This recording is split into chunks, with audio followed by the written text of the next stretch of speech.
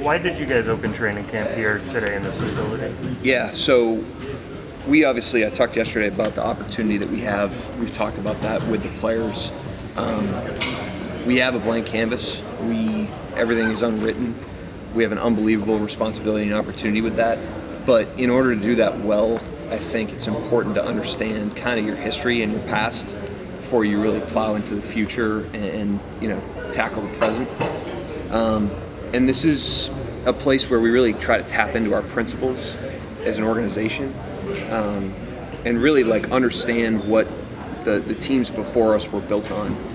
Learn that lesson, and then we're here until the end of the week. And then when we reconnect at our building, take those lessons with us as we start to fill in the blanks on who we're going to be and the type of team we're going to become. I think the other thing that's worth noting is, from a community standpoint, the state of Oklahoma is a hard-working state. It's a stripped-down state. There's not a lot of fluff. The people of Oklahoma, I think, really resonate with just a lunch pail attitude, like I mentioned.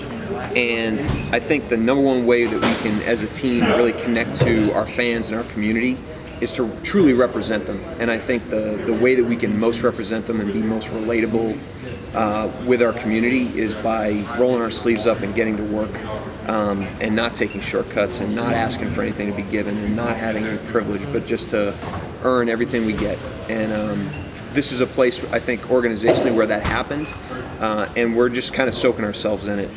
We're not trying to recreate anything. We're trying to learn the lessons and then carry them forward. Whose idea was this, and when did it start to come together? So Sam and I spent a lot of time together during the draft process, and a lot of time in transit, planes, trains, and automobiles.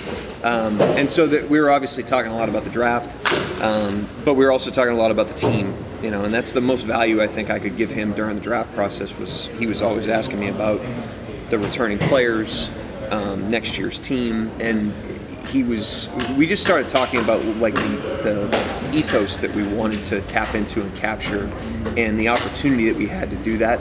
And so that kind of grew out of those conversations, and we kicked the idea around together. And then I actually had breakfast with Baisley in Los Angeles.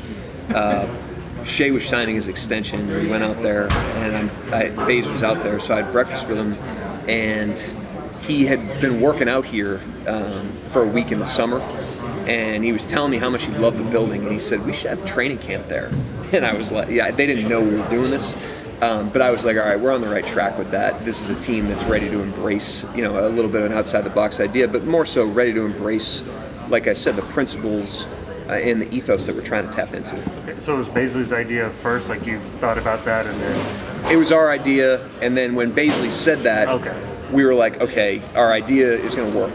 Yeah. This is a team that this is going to resonate with, because that's always the risk with something like this. We don't want to do something, that's not going to catch. But we've got such a receptive team, and the team is so hungry not only to be good players and a good team, but they're hungry to be to represent the logo. They really are, and that's why they're here. We've identified people at this phase of the team that are going to really attach and identify with the state and the logo, and we think we have that team, and that's why we can do something like this. I give the team a lot of credit for us being able to come up with an idea like this, because you can't do this with every team in the NBA. Sorry, just one more on this. What does this building mean to you personally, having coached the Blue and been in here a lot, and just to be back here? It's awesome, but the main lesson that I took when I coached the Blue, I obviously worked out of here for 5 years, was we're really learning the history. The same thing that we're trying to facilitate with the team now is what I experienced when I worked here. There's a certain nostalgia in the organization, not about the teams, not about the players, but about the way that things were done here and how hard it was, and how everybody just grinded it out. Just the work capacity. And I didn't use this with the team, but maybe I will if I get rolling. I used to tell the Blue players that this weight room floor, if you sweat into this floor, it's not like a regular floor where the sweat just lands on the floor. It seeps into the floor. It's like soil for whatever reason. I don't even know what that's made of, but if you sweat into the floor, your sweat just dissolves into the floor. And so I used to tell the Blue teams, you're sweating into the same floor as a lot of really hardworking people, and there's a lot of and I just think there's something about the building. It's got great soul, and that's always that was the first thing I learned when I came here, and I want it to be the first thing that they learn, as we start to embark on obviously a challenging but rewarding and fulfilling journey of becoming the team that we're going to become. Unlike last November, December, it seems like with the summer league and build up and off-season workouts, there's more momentum for the players just coming in here today. Did you sense that on the floor? Anything that you picked up that made you feel like these guys are running into this? Yeah, I think, first of all, the guys are in good shape, and most of the guys got here early in September, and I think that work paid off. The second thing I'd say is the rookie players that were with us in Summer League did not look like rookie players today. Like they didn't look behind any more than just normal rust on the first day of a training camp for every player. And I think that our build-up and their opportunity to do that, was a huge part of that. And then the other thing, it really made me appreciate Poku and Teo, because those guys, I think we talked about this on your whatever the heck that was yesterday. What were we doing? That was podcast. I didn't know what I was doing. I just headphone on. You're in a car wash. You're just like next interview. But I really appreciated those guys. After seeing this build-up, because it's like, not only are they rookies, not only are they the youngest rookies, they're 19 at the time, but they're coming from a different country. So the amount of new stuff with no integration. It was just they're here, they're in a hotel, they're quarantining, and then practice starts, and then they're playing games 2 weeks later. That was tough, and so I gained as the distance from that has given me an appreciation for what those guys did last year. Outside of change of venues here for day one of practice, any differences for you as a head coach from day one last year to what happened today? Yeah, similar answer in terms of the build-up. Obviously, last year was just so, like I said yesterday, last year was about constraints. It's like COVID and the circumstances created constraints, and they tested everybody in the world, but certainly, us in our little NBA bubble.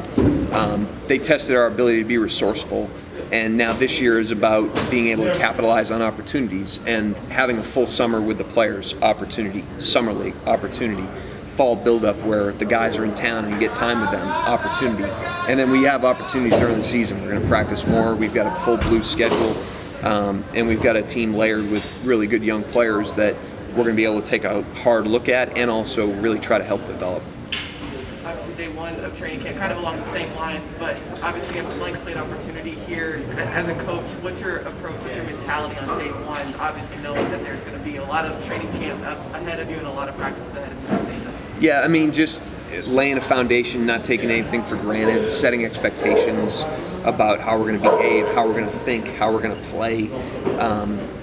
Those are the most important things in training camp, because you have the team's undivided attention at this time of year. And the minute you introduce games, and there's another road trip, and there's another game, and last night we won, and the next night we lost, as soon as all those things come into play, attention can drift.